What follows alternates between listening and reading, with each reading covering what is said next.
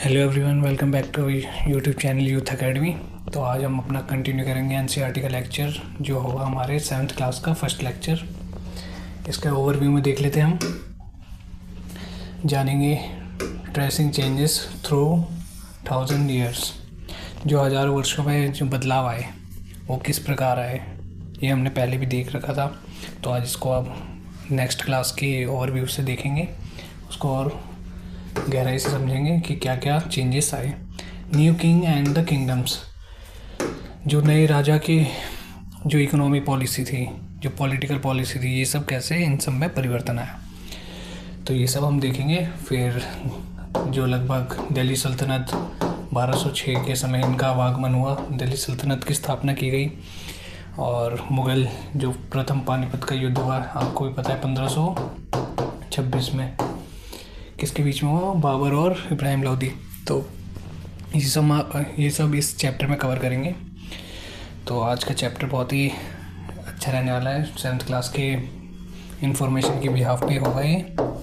तो उसमें यही सब बताएंगे कि चेंजेस कैसे आए, दिल्ली सल्तनत की स्थापना के बाद क्या क्या बदलाव आए। तो जुड़े रहिए हमारे साथ। तो स्टार्ट करते हैं अब हम।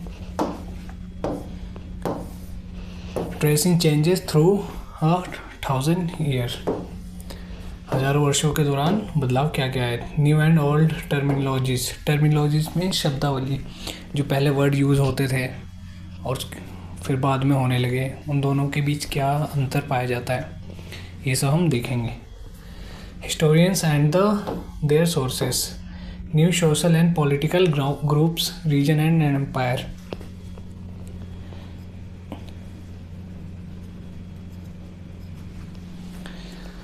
फिर देखेंगे लैंग्वेज एंड रीजन्स, जो आपको भी पता है कि हर क्षेत्र की भाषा अलग अलग होती है। हम कहीं भी जाएं अपने भारत में, उत्तर से लेकर दक्षिण तक हर किलोमीटर में क्या भाषाएं चेंज होती हैं, और विचारों का भी बदलाव देखा जाता है। तो ये सब समझेंगे आज हम।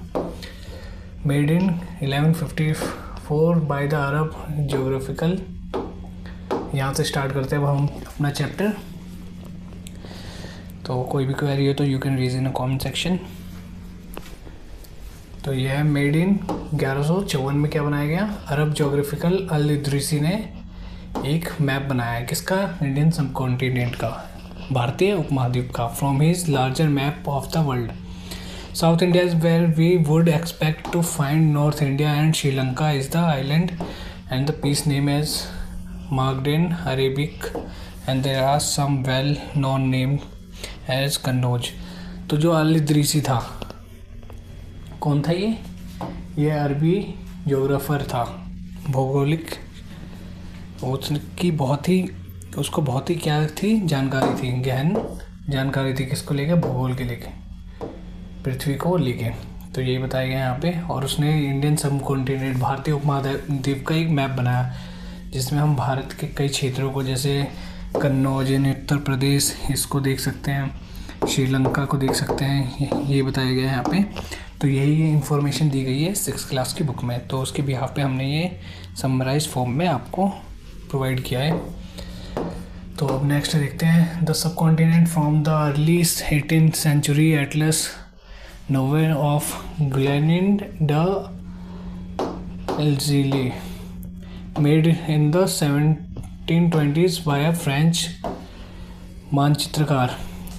कार्टोग्राफर को क्या कहते हैं, जो मैप बनाता हो उसे कहते हैं कार्टोग्राफर। तो उसने एक ये मैप बनाया। The information about the subcontinent had changed considerably, this map seems more familiar to us.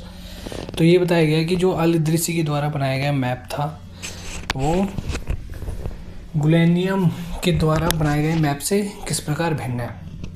तो ये आप भी देख सकते हैं कि जो इसमें इंफॉर्मेशन है और जो ज्योग्राफिकल एरिया है, भौगोलिक क्षेत्र है भारत का, वो बहुत ही रियलिस्टिक लगता है, वो वास्तविक लगता है आज के भारत से। इसकी तुलना में अगर आपने पहले वाला मैप देखा होगा, उसमें क्या है, वो उतना वास्तविक नहीं लगता, वो काल्पनिक लगता है, मन गढ़ंत या फिर मन से बनाया हुआ, उसमें कोई भी रियलिटी नहीं दिखती। लेकिन ये आपने देखा होगा कि इधर गल्फ ऑफ खंबात है, यहाँ गुजरात है, फिर यहाँ बे ऑफ बंगाल, तो ये पूरा रियलिस्टिक मैप लगता है। तो ये बताया गया कि जो पहले की जानकारी थी उसकी तुलना में जो टेक्नोलॉजी बढ़ी, लोगों के जो विचारों का विकास हुआ, उसकी वजह से ही, जो इन्फॉर्मेशन बढ़ने की वजह से ही क्या हुआ, एक नए भौगोलिक चित्र को देखा जा सकता है।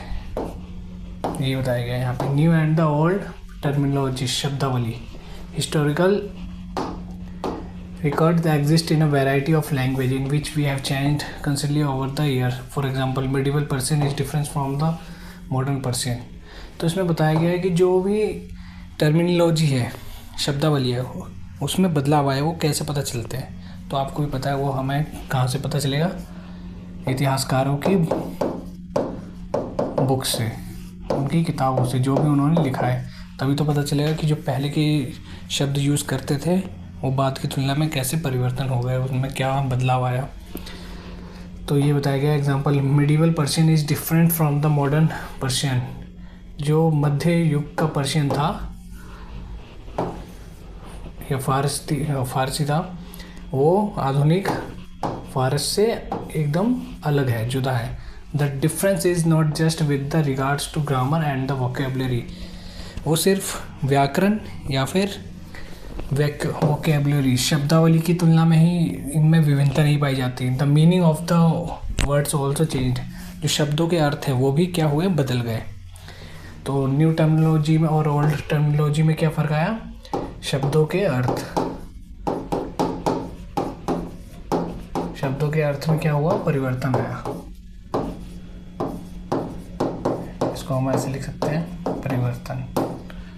ना ही शब्द ही सिर्फ नहीं बदले, वर्ड ही नहीं बदले, उसके मतलब भी, उनके मायने भी बदल गए। Take the term Hindustan for example, today we understand it is India.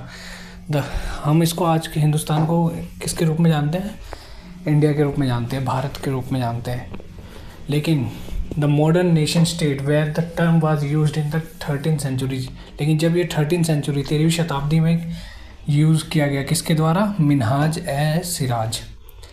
तो ये बहुत ही इम्पोर्टेंट नाम है, इसी मिनहाज ए सिराज, इन्हीं के द्वारा क्या हुआ, पहली बार हिंदुस्तान वर्ड का यूज़ किया गया।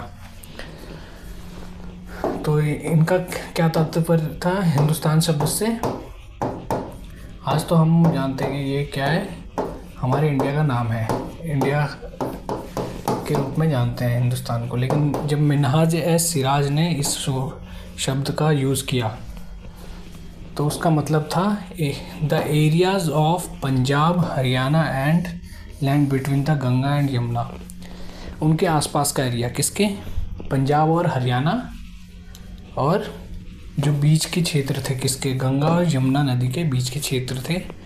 मिनहाज सिराज का तात्पर्य सिर्फ उस क्षेत्र तक ही सीमित था, ना कि पूरे भारत तक। तो आई होप समझ में आया हो कि टर्मिनोलॉजी, शब्दावली में क्या क्या, कितने जो विकासकारी या फिर क्या कह सकते हैं, कितने विस्तार हुआ कि हमने जो हिंदुस्तान शब्द का प्रयोग है एक छोटे से क्षेत्र से लेकर बड़े से क्षेत्र तक किया। तो ये इम्पोर्टेंट है एग्ज़ाम पॉइंट ऑफ व्यू से कि हिंदुस्तान शब्द का प्रयोग किसने किया, मिनहाज सिराज ने पहली बार कब, 13th सेंचुरी में, और कौन से क्षेत्र के लिए किया, पंजाब, हरियाणा और जो ज़मीन पाई जाती है, मैदान पाए जाते हैं, किसके बीच में, गंगा एंड यमुना नदी के बीच में, उसके लिए, उस क्षेत्र के लिए किया। लेकिन आज हिंदुस्तान शब्द को इंडिया के नाम से जाना जाता है, ना कि इस केवल इस क्षेत्र से। अब आगे देखते हैं। He use the term in a political sense for land that were part of the dominance of the Delhi Sultanat. तो किसने, मिनहाज सिराज ने उस शब्द का प्रयोग किसके डोमिनियन में किया कि ये किसके अंडर में आता है, ये दिल्ली सल्तनत के शासकों के अंडर में आता है ये क्षेत्र, इसलिए इसको रेफ़र किया हिंदुस्तान उस समय। The areas include in the term shift with the extent of the but the term never included south India. तो ये जो टर्म है हिंदुस्तान, वो अलग अलग क्षेत्रों तक फैला, लेकिन कौन सा क्षेत्र उसमें नहीं आया, साउथ इंडिया कभी भी हिंदुस्तान शब्द के अंतर्गत नहीं आया। किसके कंपैरिजन में कह रहे हैं, किसके नज़रिए से कह रहे हैं हम? मिन्हाज-ए-सिराज के नज़रिए से। इसके नज़रिए से ये जो साउथ का क्षेत्र है वो कभी भी किसका पार्ट नहीं बना? हिंदुस्तान का पार्ट नहीं बना। वो किसका डोमिनियन, 2-3 पॉइंट यहाँ पे। डोमिनियन ऑफ किसके मानते थे? डोमिनियन दिल्ली सल्तनत के। और कौन कौन से जो क्षेत्र है वो इसके अंतर्गत मिन्हाज-ए-सिराज ने किसके अंतर्गत हिंदुस्तान शब्द को ठहराया? वो है हरियाणा, पंजाब। और 2 नदियाँ कौन सी है? गंगा और यमुना नदी के बीच का जो क्षेत्र है मैदानी, उसके लिए यूज़ किया, हिंदुस्तान शब्द का प्रयोग किया इस क्षेत्र के लिए। अब देखते हैं आगे, न्यू एंड ओल्ड टर्मिनोलॉजीज, इसको आगे और पढ़ते हैं। By contrast in the early 16th century, Babur used Hindustan to describe the geography of the fauna and the culture of the inhabitants of the subcontinent। लेकिन 16th century में जब बाबर इंडिया आए, जब प्रथम पानीपत के युद्ध में उन्होंने अपना आधिपत्य कर लिया 1526 में भारतीय महाद्वीप पे, तो उन्होंने हिंदुस्तान शब्द का प्रयोग किस लिए किया? फोना एंड द कल्चर, जो यहाँ की संस्कृति पाई जाती है, जो भी फोना मीन्स जो भी प्रजाति पाई जाती है पेड़ पौधों की, इन सब की जो भी संस्कृति पाई जाती है हमारे देश में, जो भी भाषाएं बोली जाती है, पहनावा होता है, खान पान होते हैं, उस चीज़ के लिए बाबर ने हिंदुस्तान शब्द का यूज़ किया। आई होप समझ में आया हो कि पहले किसके लिए किया जाता था हिंदुस्तान शब्द का प्रयोग। मिन्हाज-ए-सिराज ने सिर्फ कुछ क्षेत्रों तक किया। मॉडर्न हमारे जो आज के युग में है, जो पूरे इंडिया के लिए हिंदुस्तान शब्द का प्रयोग होता है, लेकिन वहीं बाबर ने किस टर्म में किया? कल्चर और फोना, जो भी वहाँ पे प्रजाति पाई जाती हैं उसके लिए, जो विभिन्न प्रकार की प्रजाति हमारे भारतीय महाद्वीप में पाई गई, उस शब्द के लिए उसका यूज़ किया। तो आई होप आपको समझ में आया हो कि जो अलग अलग समय में जो टर्मिनोलॉजी थी, शब्दावली थी, वो कैसे परिवर्तन होती आ रही है। तो आई होप यहाँ तक समझ में आया। कोई भी क्वेश्चन हो तो you can raise in comment section. तो आगे देखते हैं अब। While the idea of a geographical and the culture entity like India did exist, the term Hindustan did not carry the political and national meaning which we associate with it. तो यही बताया गया है कि जो आज पॉलिटिकल और जो हमारी भावना जुड़ी हुई है किससे? हिंदुस्तान शब्द से, वो पहले वैसी नहीं थी। उस शब्द का प्रयोग किसी अन्य चीज़ों के लिए, जैसे हमने बताया, उसके लिए किया जाता था। लेकिन जो आज हैं हम, वो किसके लिए? नेशनल मीनिंग, हमारी जो राष्ट्रवाद है, देश के प्रति प्रेम है, उसके लिए हमने हिंदुस्तान शब्द का प्रयोग आज के दौर में कर रहे हैं। तो यही बताया गया है यहाँ पे। तो इसमें ज़्यादा गहराई में नहीं जाते हैं, बस ऊपर से समझ लिया हमने। A simple term like foreigners, it is used today to mean someone who is not an Indian. तो एक और शब्द आ जाता है हिंदुस्तान की तरह ही, फॉरेनर। फॉरेनर मीन्स अजनबी, जो उस क्षेत्र विशेष से संबंध ना रखता हो। तो आज हम तो जानते हैं कि फॉरेनर कौन होते हैं।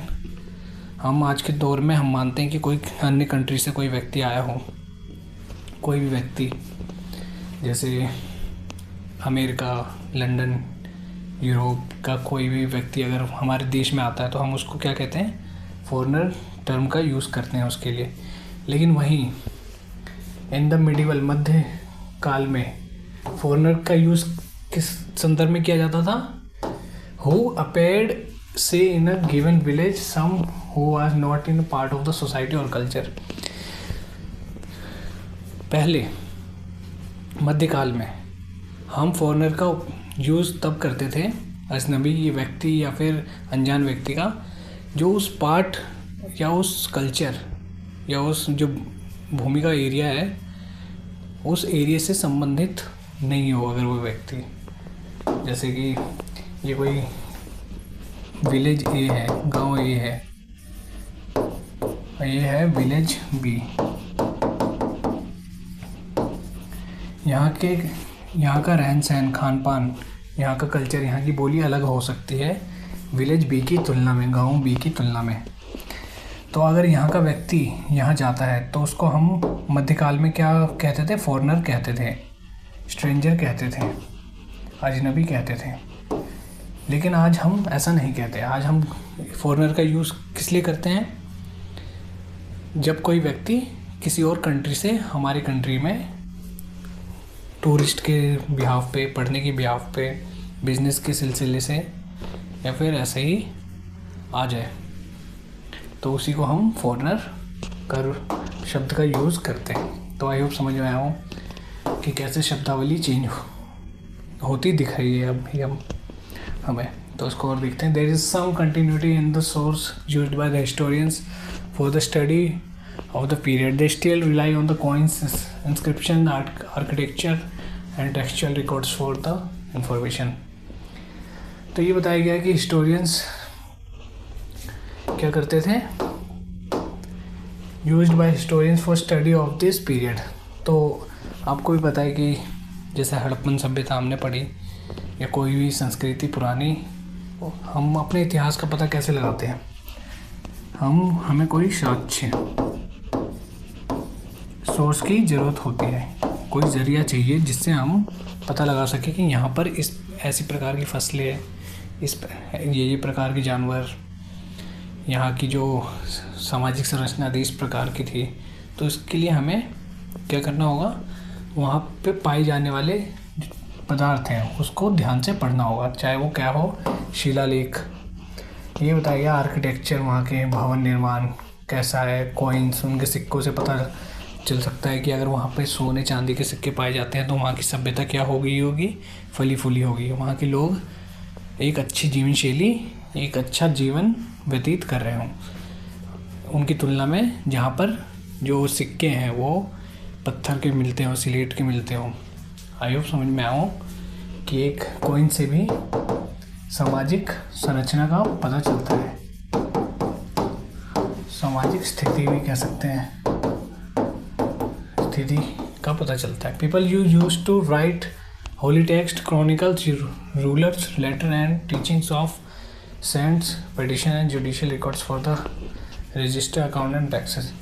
तो ये बताया गया जो लोग लिखना जानते थे वो अलग अलग कार्य करते थे, चाहे वो पढ़ाना हो, टीचिंग, जुडिशियल रिकॉर्ड्स लिखना हो, कोई भी न्यायिक चीज़, रजिस्टर, अकाउंट, कोई भी लेखा जोखा लिखना हो, रखना हो, इन सब का।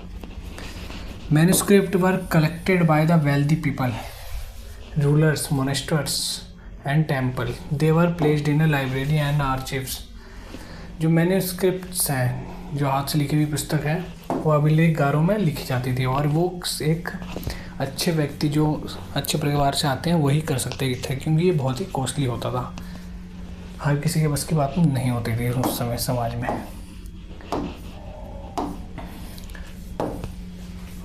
और उन्हीं मैन्युस्क्रिप्ट में क्या हमारे इतिहास के बारे में लिखा गया है कि वहाँ की सामाजिक संरचना कैसी थी, राजा का व्यवहार कैसा था, लोगों के प्रति, ये सब बताया गया है।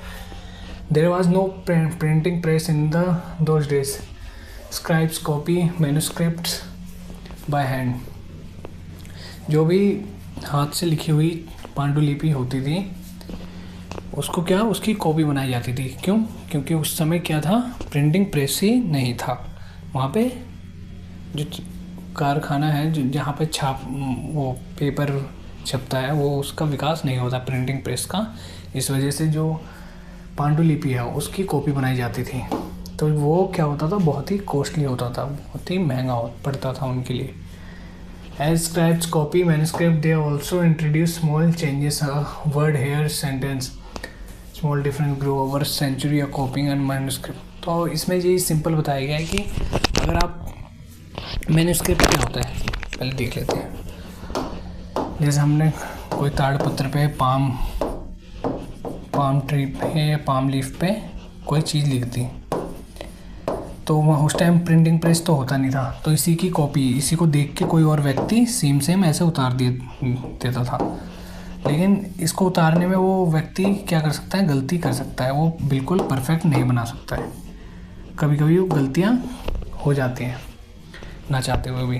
तो ये बताया गया है कि कॉपी करने से कॉपी कैसे करते थे, वो देख के करते थे, देख के इधर कुछ लिखा हुआ है तो उधर से देख के वो सेम वैसे ही लिखते थे। तो इसमें क्या होता था, गलती होने की संभावना अधिक होती है कि यहाँ कुछ और लिखा है और व्यक्ति का ध्यान नहीं है तो यहाँ कुछ और उसका मतलब लिख दे और उसके मायने कुछ अलग आ जाए। तो इससे भी इतिहास पे बहुत ही ज़्यादा प्रभाव पड़ता है। तो हमें इसका ध्यान रखना चाहिए कि जो मैन्युस्क्रिप्ट है उस पर हम बिल्कुल रिलाई नहीं कर सकते कि ये पत्थर की लकीर है, कि समाज में वैसा होता था। क्या पता किसी इस मैन्युस्क्रिप्ट में किसी व्यक्ति को ये बातें अच्छी नहीं लग रही हो, वो उन बातों को क्या कर दे, बदल दे अपने विचारों की तुलना में। तो यही बताया गया है यहाँ पे। Historians and their sources. On occasion authors revise their chronicles at different times. On occasion authors जो होते थे, जो लिखते थे किताब, revise their chronicles at different time. The 14th century chronicles, Ziauddin Barani wrote his chronicle first in 1356 and another version 2 years later that differ from the each other historic। तो ये बताया गया है कि जो ज़ियाउद्दीन बरीनी है उसने पहले जो पुस्तक लिखी थी और बाद में उस पुस्तक की जो कॉपी बनाई गई या बाद में लिखा, उनमें बहुत ही ज़्यादा अंतर देखने को मिलता है। तो ये बताया गया यहाँ पे, इसमें कोई ज़्यादा जानने वाली चीज़ नहीं है। Different kinds of handwriting could make the reading of Persian and the Arabic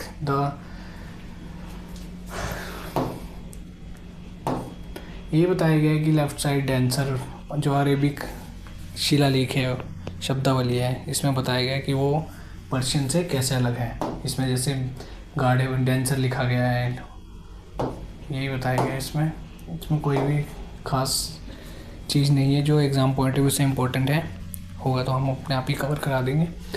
तो लिखा है कि अ painting of a scribe making copy of manuscript, this painting is only इतना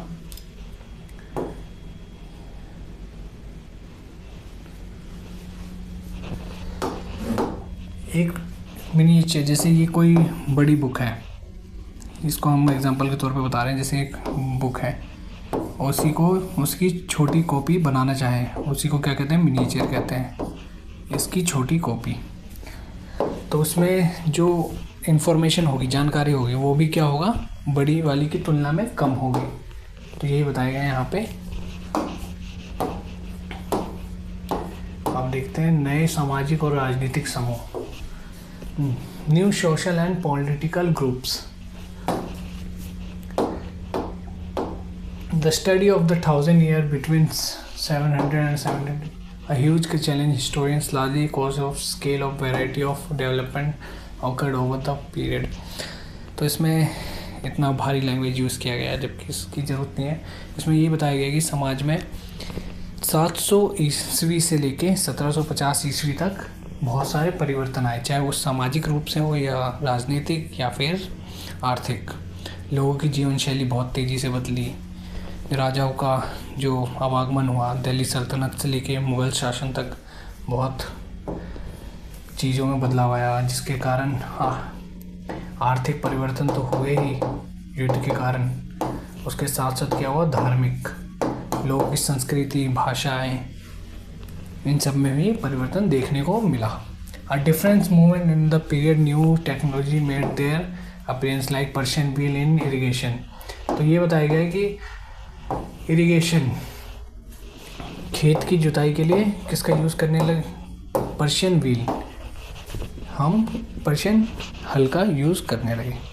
the spinning wheel in weaving, तो ये सब खेती के लिए, ये सब जो टूल्स थे इन सब का यूज़ करने लगे हम। Fire arms in combat, new food and the beverage, potato corn, इन सब का आवागमन हुआ, कॉफ़ी का ब्राज़ील से, जैसे आपको पता है। As far result this was a period of economic, political, social and culture.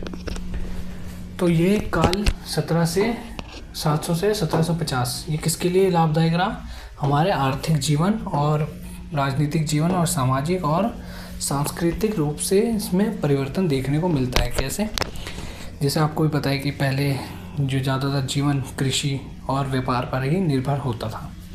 तो एक व्यापारी अगर, जैसे ये भारतीय महाद्वीप है, यहाँ से अगर कोई व्यापारी जाता है इस साइड और वहाँ वस्तुओं को खरीद के या फिर वहाँ पे इसका आयात करता है, लेके आता है, तो यहाँ पे उसकी क्या होती है, उपलब्धता होती है, जिसके कारण समाज में उस वस्तु का, चाहे कोई कुछ भी वस्तु हो, कॉफ़ी हो, चाय हो, चिल्ली हो, मसाले हो आदि, इन सब की उपलब्धता होती है, वहाँ मौजूद होते हैं, जिसके कारण वहाँ की सामाजिक, उनके संस्कृति, जैसे खाने पीने में भी वहाँ की जो मौजूदगी है वो बढ़ने लगेगी, जिसके कारण लोगों में क्या होगा, खान पान में परिवर्तन आएगा। तो यही बताया गया है, इसी के कारण कल्चर में परिवर्तन देखने को मिला और इकोनॉमिक भी इससे क्या हुई, अच्छी हुई, क्योंकि आपको भी पता है कि व्यापार से क्या होता है, बहुत ही ज़्यादा फ़ायदा होता है। अगर हम कहीं किसी क्षेत्र से कोई चीज़ सस्ती में लाके दूसरे क्षेत्र में महंगी में बेच रहे हैं तो काफ़ी मुनाफा होता है इससे। तो ये बताया गया द पर्शियन व्हील कैसा था, ये हल की बात की गई है, इसका चित्र है यहाँ पे, जिसको रेहट भी कहते हैं। This was also a period of great mobility, the group of people travel along long distance search of opportunity, the subcontinent demand. तो ये बताया गया है यहाँ पे, ये एक अपॉर्चुनिटी लोगों के लिए एक बहुत ही अच्छी या फिर बहुत ही अच्छे अवसर के रूप में उभरा ये समय। क्यों? क्योंकि जो जलवायु है, जो मौसम है, जो लोगों के विचार है, लोगों की विचारधारा, वो बहुत ही तेज़ी से परिवर्तित हो रही थी, जिसके कारण कुछ जो ट्रेवलर थे उन्होंने अपना साहस दिखा के एक जगह से दूसरी जगहों का अपना क्या करा, जगह ढूंढी, उसमें जो अलग अलग क्षेत्रों में पाए जाने वाले जो संसाधन थे उनका पता लगाया, जिसके कारण कई सामाजिक लोगों को और भारतीय, सबसे महत्वपूर्ण चीज़, भारतीय उपमहाद्वीप के क्षेत्रों में बहुत ही विकासशील परिवर्तन देखने को मिला, जिसके कारण one group of people who became important this period were the Rajput, never differ from. एक ग्रुप ऑफ पीपल था वो थे राजपूत। जो शब्द का उत्पत्ति कहाँ से हुई है, राजपूत, राजपुत्रा से, सन ऑफ रूलर, जो शासक के बेटे होते थे उनको राजपुत्र कहते हैं, या फिर राजपूत, राजा का पुत्र। Between the 18th and 14th century the term was applied more general group of warrior. लेकिन जो इसका राजपूत शब्द का यूज़ हम किस लिए करते थे 14th से 18th सेंचुरी में, जो क्षत्रिय लोग होते थे, जो युद्ध लड़ते थे, उसके लिए ही ज़्यादातर हम उपयोग करते थे। ये बताया गया वहाँ पे। The social and the political groups, other groups of people such as the Maratha, Sikhs.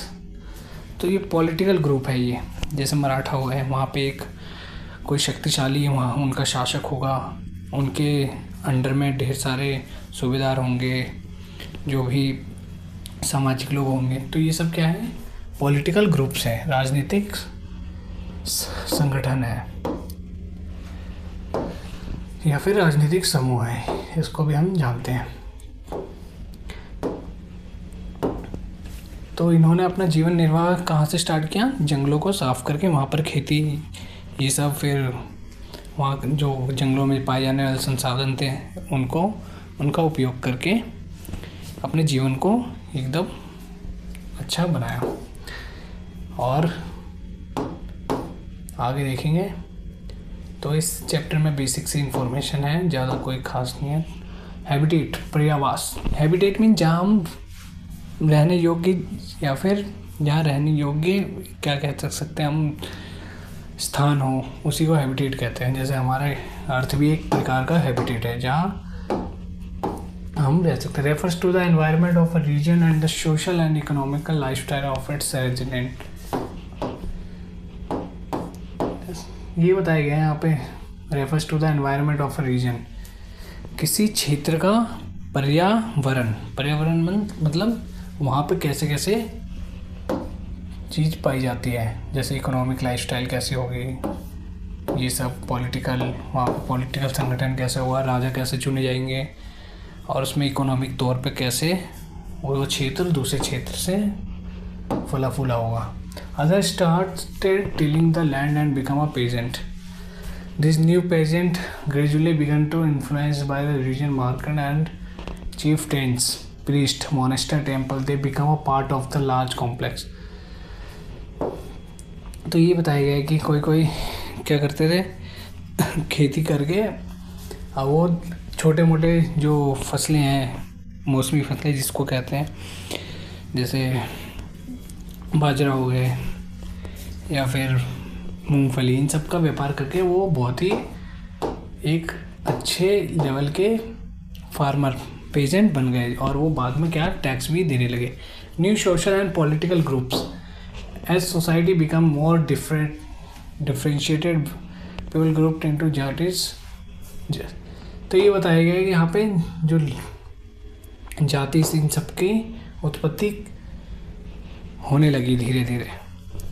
आपको भी पता है कि अगर लोग एक साथ रहेंगे तो लोगों में क्या होगा, एक कंपटीशन, प्रतिस्पर्धा बढ़ेगी, तो सब अपने आप को ऊंचा दिखाने की सोचेंगे। तो उसी समय क्या हुआ, जाति व्यवस्था की उत्पत्ति भी देखी जाती है।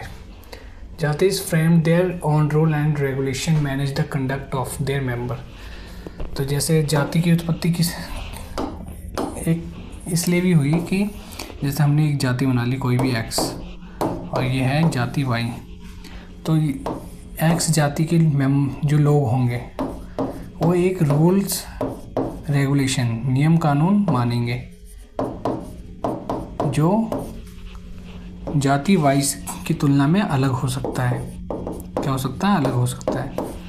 अगर इस जाति के लोग इस नियम कानून का क्या करेंगे, उल्लंघन करेंगे, विरोध करेंगे, तो इस एक्स जाति के जो मुखिया होंगे या समूह समाज के लोग होंगे वो इसको बहिष्कृत कर सकते हैं, प्रताड़ित कर सकते हैं, परेशान कर सकते हैं। तो ये कुछ नहीं, सिर्फ डराने के लिए बनाया है ताकि लोग एक अच्छे सामाजिक या फिर कल्याणकारी राज्य के राह पर चल सके। लेकिन बाद में धीरे धीरे इसको कृतियों में चेंज करते देखा गया। तो ये बताया गया यहाँ पे। Region and empire, large states like those Cholas, Tughluqs और मुगल्स एंड असंस्कृत। तो ये बताया गया है कि जो एम्पायर होते हैं वो बहुत ही क्या होते हैं, विशाल होते हैं in comparison to region. Region means एक क्षेत्र विशेष की बात हो रही है, और एम्पायर जहाँ पर कई रीजन पाए जाते हैं। Sanskrit prashasti praising the Delhi Saltanat, Ghiyasuddin Balban explain that he was the ruler of vast empire that stretched from Bengal in the east to Ghazni, the Afghanistan in the west and the south. अब देख लेते हैं आप, संस्कृत प्रशिष्टि प्रेजिंग द दिल्ली सल्तनत, एक किसमें, संस्कृत प्रशिष्टि में बताया गया है कि जो दिल्ली सल्तनत का रूलर था, कौन था, गयासुद्दीन बलबन, ये रूलर का नाम है। और कौन सी सल्तनत का था, दिल्ली सल्तनत का शासक था। तो ये इसका जो एम्पायर था वो कितना बड़ा था कि बंगाल से फैला था, ये बंगाल हो गया, यहाँ से फैला था गजनी, अफगानिस्तान में है, Ghazni in the Afghanistan and west South India Dravid, यहाँ तक पूरा इसका साम्राज्य था। नॉर्थ को छोड़ दें तो इस समय पूरा। तो ये बताया गया ये पूरा Maharashtra, Gujarat apparently fled from the army. तो ये बताया गया कि ये एक प्रकार का एम्पायर है, जो विस्तार है, एक्सटेंशन है, वो बहुत ही ज़्यादा अधिक है। हिस्टोरियंस रिगार्ड एज द इसमें कुछ खास नहीं है। Provinces of the Delhi Saltanat during Mohammad Tughlaq region Egyptian. तो ये बताया गया कि जो मोहम्मद तुगलक के रीजन्स थे, रेंज थे, शासक, उसके अंदर जो भी अंदर या फिर जो राज्य थे वो कौन कौन से थे, तो ये बताया गया यहाँ पे, इतने इम्पोर्टेंट नहीं है। रीजन एंड एम्पायर, क्षेत्र और साम्राज्य। Many regions were also associated with the ruling dynasty, there were considerable conflict between this state. Not all empires were equally stable. तो ये बताया गया यहाँ पे जो अलग अलग प्रकार के क्षेत्र और साम्राज्य थे वो स्टेबल ना होने के कारण उन लोगों में प्रतिस्पर्धा बनी रहती थी, जिसके कारण वो स्टेबल नहीं हो पाते थे। जैसे एक राज्य ने इनसिक्योर होके दूसरे राज्य से कि इसके पास जो संसाधन है वो अधिक है, जो लेबर क्लास है वो अधिक है, इससे इनसिक्योर होके सैनिक ज़्यादा हैं, वो क्या करते थे कंपटीशन में या फिर लड़ाई झगड़ा चलता ही रहता था। आई होप यहाँ तक समझ में आया हो। When Mughal empire decline in the 18th century, ये सब हम गहराई से समझेंगे कि मुग़ल एम्पायर की शुरुआत कैसे हुई। जब हम ये तो सिर्फ 7th क्लास के हिसाब से है, जब हम 8th क्लास पे आएंगे तो ये पूरा इसमें चैप्टर बताया गया है, एक एक चैप्टर उसमें इसी के ऊपर है इस बार। तो इसमें इतनी जानकारी काफ़ी है।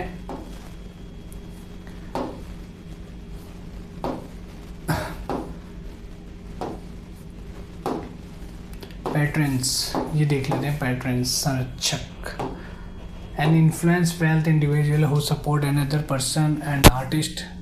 पैट्रन्स मीन्स एक संरक्षक होता है, जैसे कि हमारे बुद्धा के संरक्षक कौन से थे, अशोका को कह सकते हैं कि बेचारे ये सब पैट्रन्स कहलाते हैं। अशोका जो किसको संरक्षण, महात्मा बुद्ध के साम्राज्य को या फिर इनके विचारधारा को संरक्षण प्रदान करते थे, सिक्योरिटी। जैसे हम इनके विचारों को एक स्थान से दूसरे स्थान पर क्या करते थे, पहुंचाते थे। और जो इनके द्वारा मठ बनाए जाते थे, जो भी क्या कहते हैं आर्किटेक्चर बनाना होता था इनके लिए, तो दान कौन करता था, वहाँ के राजा करते थे। तो वो क्या करते थे, एक प्रकार से संरक्षक ही या संरक्षण, सिक्योरिटी ही प्रदान करते थे इन सबको। जैन हो गए, चाहे वो हमारे बुद्ध हो गए, तो ये बताया गया है। और जो बड़े बड़े व्यापारी होते थे वो भी इनमें सहायता करते थे। Many rulers were patrons of Islams and उलमा।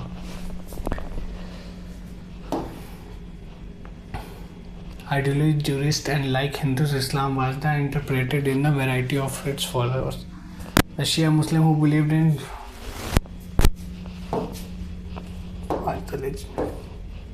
तो जो शिया सुन्नी है ये सब भी इसमें बताया गया है कि there were the Shia Muslim who believe that the prophet, जो प्रोफेट मोहम्मद सन्स थे, सन इन लो थे, जो उनके दामाद थे, किनके, प्रोफेट मोहम्मद के।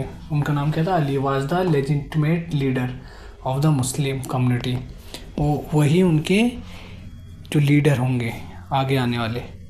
कौन मानते थे, शिया मानते थे, लेकिन सुन्नी वहीं पर किसको एक्सेप्ट करते थे, खलीफास को। तो इनमें कॉन्फ्लिक्ट इस वजह से भी बना रहता था। तो आई होप समझ में आया हो। इसको हम और गहराई से समझाएंगे आने वाली क्लास में। There were other important difference between the various schools of law. Hanif, Shafi, ये सब स्कूल ऑफ लॉ है, ये एक अलग प्रकार की आइडियोलॉजी मानते हैं, विचारधारा मानते हैं। तो इसमें ज़्यादा कुछ खास नहीं है। In 1318, the poet Amir Khusro noted that there was a different language in every region of this land.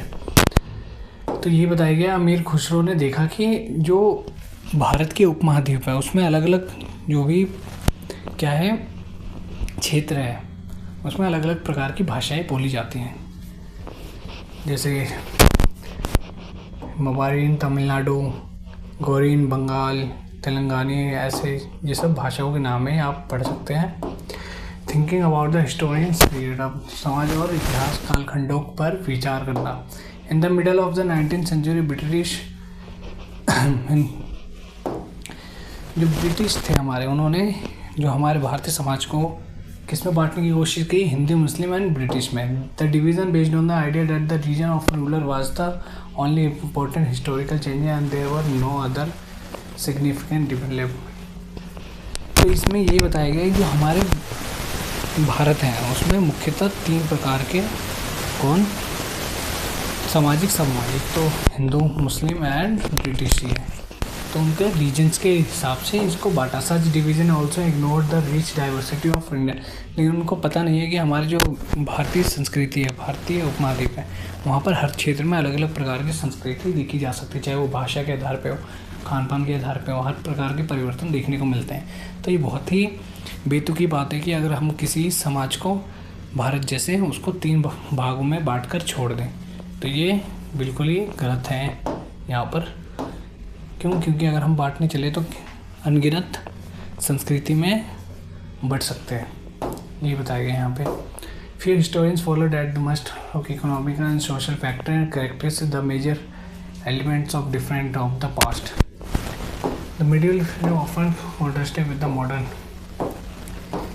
यही बताया गया है कि जो मध्यकालीन विचारधारा है, जैसे उसमें कृतियाँ पाई जाती थी, कौन कौन सी? सती प्रथा, पर्दा प्रथा, बाल विवाह, इन सबको धीरे धीरे हमारे जो आधुनिक विचारधारा है उन्होंने ख़त्म किया है। धीरे धीरे इसमें परिवर्तन आ रहे हैं। तो यही सब बताया गया है इसमें कि इन दोनों में कॉन्ट्राडिक्शन पाया जा सकता है कि जो पुराने विचार के लोग थे उनमें अब जो विचार आ रहे हैं, अब जो नए नए लोग आ रहे हैं, उनकी तुलना में वो काफ़ी रूढ़िवादी थे, मतलब पुराने टाइप के सोचते थे। तो ये बताया गया है इसमें। तो ये चैप्टर कुछ खास नहीं था, बस उन्हें बताया गया है कि जो पुरानी टर्मिनोलॉजी है, शब्दावली है, उसमें क्या परिवर्तन अभी की तुलना में आए। तो हमने देखा हिंदुस्तान शब्द का, फॉरेनर शब्द का, इन सब का यूज़ कैसे किया। और यही टेक अवे है, वी डू नॉट ट्रू और फॉल्स बताना है इसमें। अगर कोई भी क्वेश्चन, कोई भी क्वेरी हो तो आइए आप बता ही सकते हैं।